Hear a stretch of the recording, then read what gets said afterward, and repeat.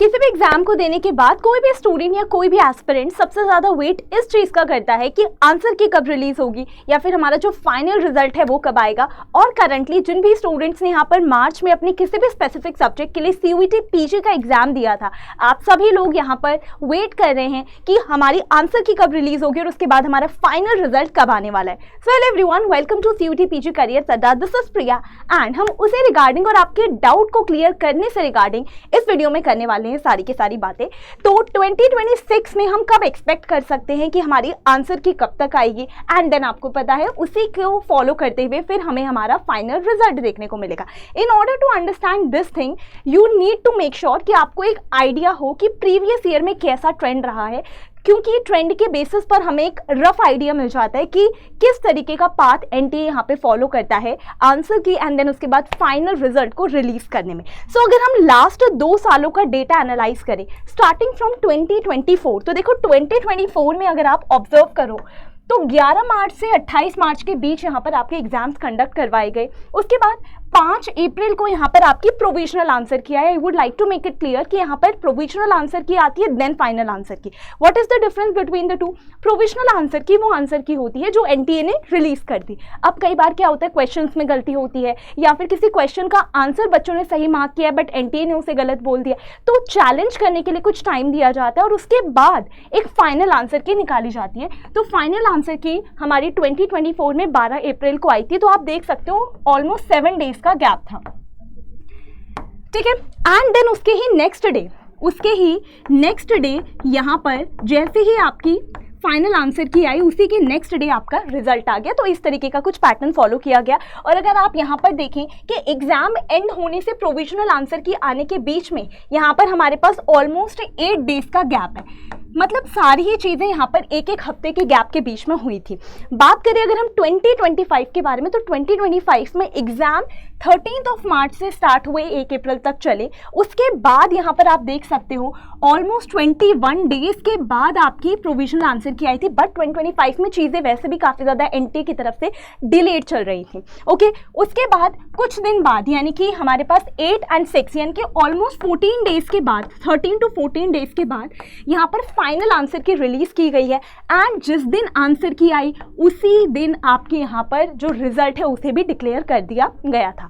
अगर हम लोग एक आइडिया लें कि प्रीवियस ईयर में सारी चीज़ें ऐसी हुई हैं, तो हम ये जानने में ज़्यादा इंटरेस्टेड है कि 2026 में क्या हो सकता है। तो 2026 के एग्जाम डेट्स के बारे में बात करें तो पिछले दोनों ही सालों के कंपैरिजन में एग्जाम इस बार जल्दी शुरू हो गए थे। 6 मार्च से एग्जाम शुरू हुए एंड 27 मार्च तक यहाँ पर एग्जाम्स चले हैं। उसके बाद अब सभी स्टूडेंट्स यहाँ वेट कर रहे हैं प्रोविजनल आंसर की का। तो प्रोविजनल आंसर की अगर हम एक एस्टिमेशन भी लें कि प्रोविजनल आंसर की हम कितने दिनों में एक्सपेक्ट कर सकते हैं, तो हम एक्सपेक्ट कर सकते हैं कि प्रोविजनल आंसर की यहाँ पर 7 अप्रैल से 12 अप्रैल के बीच में कभी भी रिलीज की जा सकती है, ठीक है।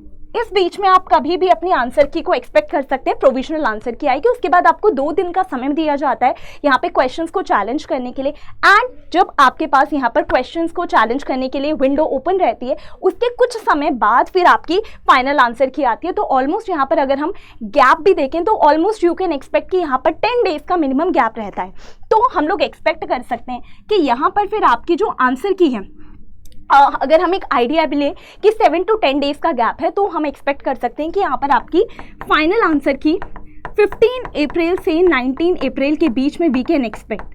एंड जिस दिन आपकी फाइनल आंसर की आती है देयर आर हाई चांसेस कि उसी दिन आपका रिजल्ट आ जाए या फिर max to max next day तक आपका रिजल्ट आ जाता है। तो 19 अप्रैल से वी कैन एक्सपेक्ट, अगर 19 अप्रैल तक हमारी फाइनल आंसर की आ जाती है तो वी कैन एक्सपेक्ट कि जिस भी दिन हमारी फाइनल आंसर की आती है उसी सेम डे पर या फिर मोस्ट प्रोबेबली नेक्स्ट डे पर ही आपके यहाँ पर जो आंसर की आने के बाद आपके रिजल्ट को भी डिक्लेयर कर दिया जाता है, रिजल्ट भी अनाउंस कर दिया जाता है, आपको आपका स्कोर कार्ड मिल जाता है, राइट। तो इस तरीके की चीज़ें आप एक्सपेक्ट कर सकते हो इस बार 2026 में। और इस बार एनटीए ने अदरवाइज भी सारी चीज़ों को काफ़ी ज़्यादा टाइमली किया है, चाहे वो एप्लीकेशन फॉर्म्स रिलीज करना हो, चाहे एग्जाम्स को टाइमली स्टार्ट करवाना हो, और यहाँ पर चाहे हम एक्सपेक्ट कर सकते हैं कि उसी पैटर्न को अगर फॉलो किया जाए तो चीज़ों को हम लोग इस तरीके से, यानी कि अप्रैल एंड होने से पहले पहले हम सारी चीज़ों को सम अप होते हुए देख सकते हैं, राइट।